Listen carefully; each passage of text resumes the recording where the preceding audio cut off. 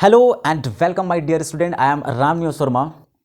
दूसरा टाइप का question Gauss प्रमेय में किस तरीके से पूछा जा सकता है वो आप देखिए कि गॉस प्रमेय क्या है या गॉस प्रमेय लिखिए तथा इसकी सहायता से कूलाम के नियम का स्थापना कीजिए। मोस्ट इंपॉर्टेंट क्वेश्चन बनता है इस साल का।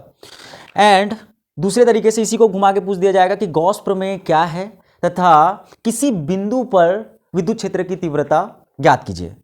तो देखो, चाहे किसी बिंदु आवेश के कारण विद्युत क्षेत्र की तीव्रता ज्ञात करो बोला या कूलाम के नियम की स्थापना कीजिए ऐसा बोला, तो दोनों को एक ही तरीके से बनाना है। याद रखना, ये दोनों क्वेश्चन एक ही टाइप्स के बनेंगे, भटकना नहीं है।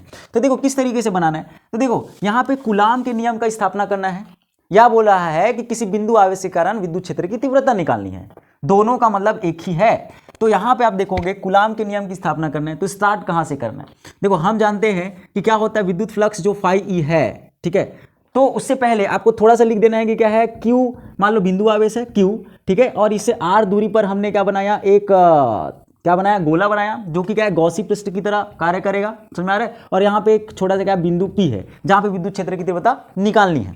समझ आ रहा है। बस इतना ही इसमें लिखना है, 2 से 3 लाइन। अब उसके बाद हमको पता है कि जो फाई ई है, यदि मान ले इस अल्प एरिया के लिए यदि हम निकाले तो यहां से हमको पता है कि d phi E equal to क्या होता है, यहां पे हमको पता है कि ई इंटू डी ए, इस तरीके से हमको पता है। समझ में आ रहा है। अब यहाँ पे बंद पृष्ठ इसलिए ऐसे बनाते हैं।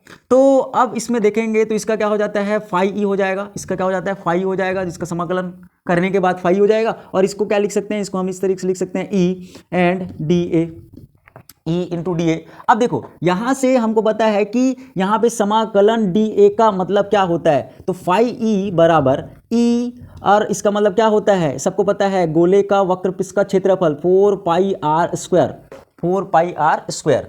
सिंपल है। तो ये आ गया आपका फाई ई का मान 4 pi r square. Equation number 1 आप मान लो इसको। समझ में आ रहा है। अब आप जाओ गॉसी पृष्ठ पे, अब आप जाओ गॉस प्रमेय में।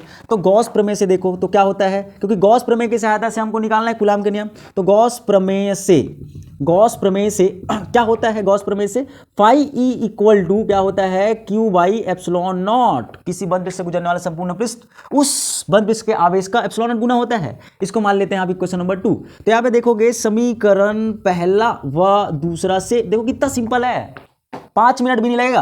तो समीकरण पहला और दूसरा से आप देखो फाई सेम है, मतलब हम क्या ऐसा इस तरीके से लिख सकते हैं कि E into 4 pi r square बराबर क्यू बाई एप्सिलॉन नॉट। दोनों को मिला दिया समीकरण पहला और दूसरा से। अब यहां से आप क्या कर सकते हैं, देखो क्या यहां से मैं ई निकाल सकता हूं, ई बराबर इसको मैं ऐसे लिख सकता हूं, देखो Q by epsilon not into यहां से हो जाएगा 1/4 पाई आर स्क्वायर। 4 पाई उधर गया तो इस तरीके से होगा। इसको और अच्छे से क्या मैं लिख सकता हूं, ई बराबर यहां से देखो इस तरीके से लिख सकता हूं, क्या मैं 1/4 पाई एप्सिलॉन नॉट। ध्यान से देखना, 1/4 पाई एप्सिलॉन नॉट। एंड इधर क्या बचा है, क्यू बाई आर स्क्वायर। ध्यान से देखो क्यू बाई आर स्क्वायर, इसको इस तरीके से लिखा। इस तरीके से लिखने का मतलब आप समझो ये क्या आ गया, किसी बिंदु पर विद्युत क्षेत्र की तीव्रता का फॉर्मूला आ गया है। ध्यान से देखो यही है। अब इस तरीके से आ गया आपका, और यही तो आपको प्रूव करने के लिए बोला है, इसी को तो बोला है किसी बिंदु पर विद्युत क्षेत्र की तीव्रता निकालिए। तो हमको यहाँ पे इतना ही करना है, ये निकल गया किसी बिंदु पर विद्युत क्षेत्र की तीव्रता। समझ में आ रहा है। तो यहां से देखो इतना निकलने के बाद आपको क्या करना है, उसके बाद बोला था क्या, कूलाम के नियम का स्थापना करना है। तो कूलाम के नियम के लिए क्या करना है, 2 लाइन और बढ़ा देना है। इसमें यह लिख देना है कि मान लेते हैं ये बिंदु P पर ये कोई दूसरा आवेश, मान लेते हैं दूसरा आवेश Q नॉट है, मान लेते हैं दूसरा आवेश क्या है, Q नॉट है। तो इस Q नॉट पर, इस Q नॉट पर कितना बल लगेगा, समझ में आ रहा है। तो वो जो बल है, मान लेते हैं हम बोल सकते हैं वो बल F इक्वल टू कितना बल लगेगा बताओ। यहां पे देखो विद्युत फ्लक्स इधर E आ रही है, समझ में आ रहा है, और यहां पे बिंदु P पर Q नॉट एक परीक्षण आवेश जिसको बोलते हैं वो है। तो उस पर कितना बल लगता है, सबको पता है Q नॉट E, इतना बल लगेगा, इतना बल लगेगा इस Q नॉट पर, इस Q के कारण Q नॉट E। तो अब देखो यहां से क्या करना है, यहां से आप यहां पे मैं लिख दे रहा हूं F बराबर, यहां से देखो Q नॉट है और E का मान क्या है यहां पर। तो यहां पे आप लिख दोगे E का मान 1/4 pi epsilon naught n q into r square. समझ में आ रहा है। अब इसको अच्छे से हम लिख सकते हैं F इक्वल टू, इसको लिख सकते हैं क्या, Q n q naught upon यहाँ पे 4 pi epsilon naught in r square, इस तरीके से। समझ में आ रहा है बात? या देखो हमको पता है कि 1/4πε0 को क्या बोलते हैं, के बोलते हैं, तो क्या हम ऐसे भी लिख सकते हैं 1/ε0 4πε0 को हम बोल सकते हैं के, दैट मीन्स हम लिख सकते हैं के, समझ में आ रहा है, और इसको बोल सकते हैं q n q naught by r square, इस तरीके से भी लिख सकते हैं।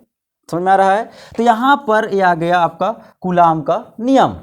देखो ये है आपका कूलाम का नियम, तो हम लिख सकते हैं ये है आपका कूलाम का नियम, कूलाम का नियम ये है। और बोला था कि बिंदु आवेश के कारण विद्युत क्षेत्र की तीव्रता, तो ये आ गया था ई, ये बस इतना ही तक करना था। लेकिन यदि कूलाम के नियम बोला है तो यहां तक जाना है, बहुत सिंपल है, तो इतना ही करना है, 5 नंबर आपका फिक्स हो गया। तो आप इस वीडियो को इस तरीके से देखिए।